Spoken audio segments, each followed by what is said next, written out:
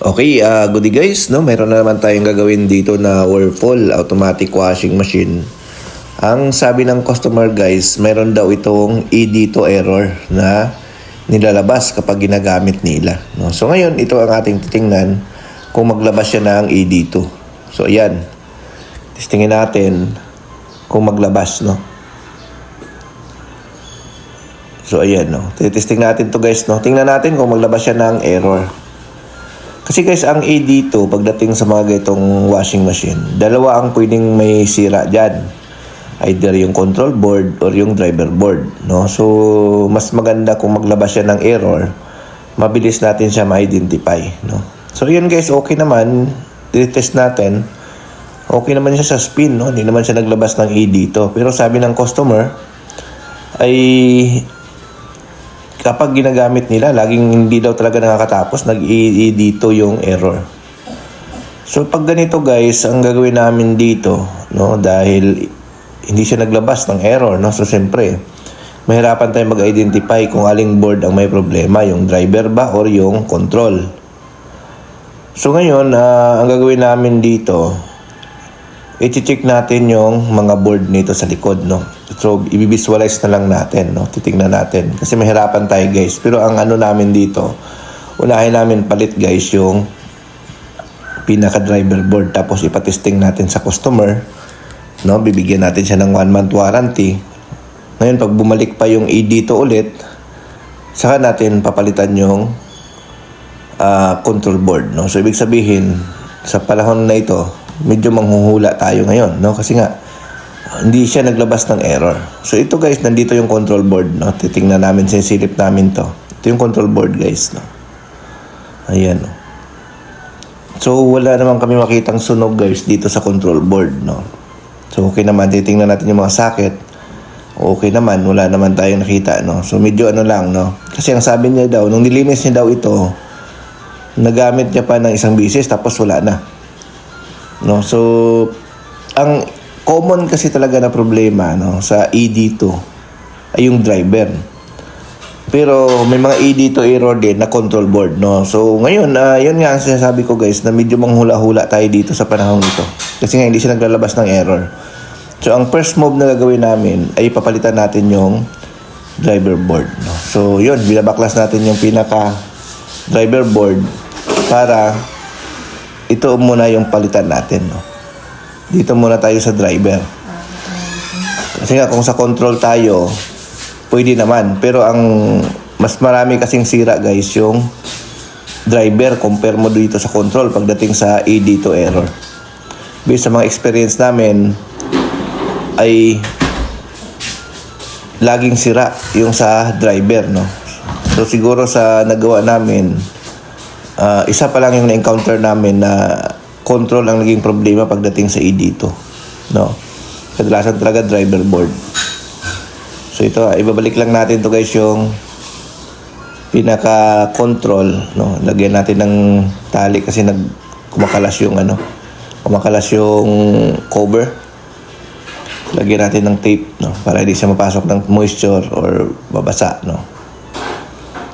So yan. So yun, kakalsin lang natin to guys yung pinaka-driver niya mamaya, no? Tapos yun ang muna ang papalitan natin. Tapos ipagamit natin sa customer in 1 month. Tingnan natin kung magkakaroon pa siya ng error. So yan. So ipipix lang muna natin to guys yung nandito, bago natin palitan yung pinaka-driver board.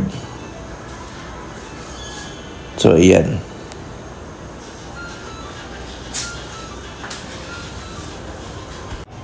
So nandito pala tayo guys sa Mamatid, no. Dito tayo nag-service ngayon. Sa may Mabuhay Homes, Mamatid, Kabuyaw.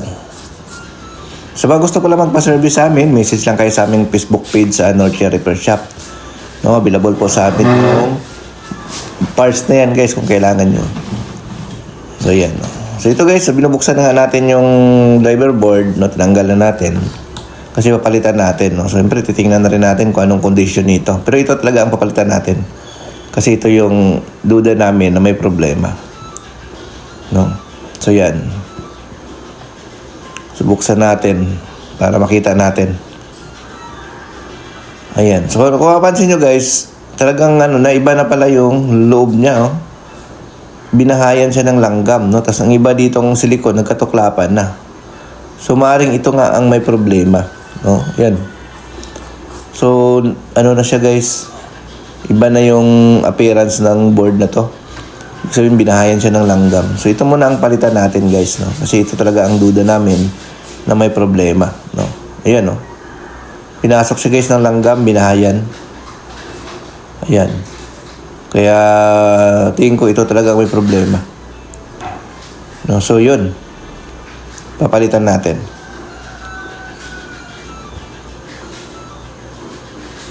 So, tanggalin lang natin to yung mga sakit dito guys. No? So, dito, hindi tayo mahirapan tayo mag-test talaga kasi working siya. No? Hindi natin siya makuha kung iti-test natin siya. Wala tayong makakitang problema kasi nga working yung unit. So, ang naging problema nito, pag umiinit na siya, doon na siya nagkakaroon ng problem. So, ito nga, titingnan natin yung mga wiring. Okay naman, wala naman siyang putol. Maliban lang doon talaga sa, sa binahaya ng langgam yung board, no? So yun, nagkatuklapan siya. Ayan. So ngayon, palitan natin siya ng bago guys. Meron kaming dalang bago para papalitan ito. Yan, tapos pa-observe natin sa customer, no? Kung magbabalik pa ba ng error. So yun, medyo try and error talaga tayo pagdating sa ED2. Kailangan talaga meron kang baon na board, no? Para matest natin, no? Kaya kung hindi siya naglabas during testing or kailangan nyo lang guys ipa-observe sa customer, no? Palit talaga kayo ng isang board dyan para lang matest. So ito guys, bago yung board natin, palit natin. Ayan, salpak natin guys.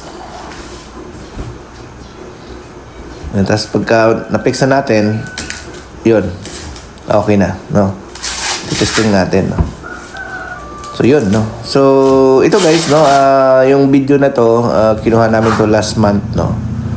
Last month namin to ginawa. So late na lang natin in-upload guys kasi nga inantay muna natin yung feedback ng customer, no? So ngayon, after 1 month, walang naging feedback si customer sa amin. So confirm natin na ang naging issue nito guys ay yung pinaka driver board talaga ang naging problema. So no, last month pa namin to nakuha na video or na service itong washing machine na ito. So yun nga, na-confirm natin na ang problema niya guys ay yung driver board. Okay? Thank you.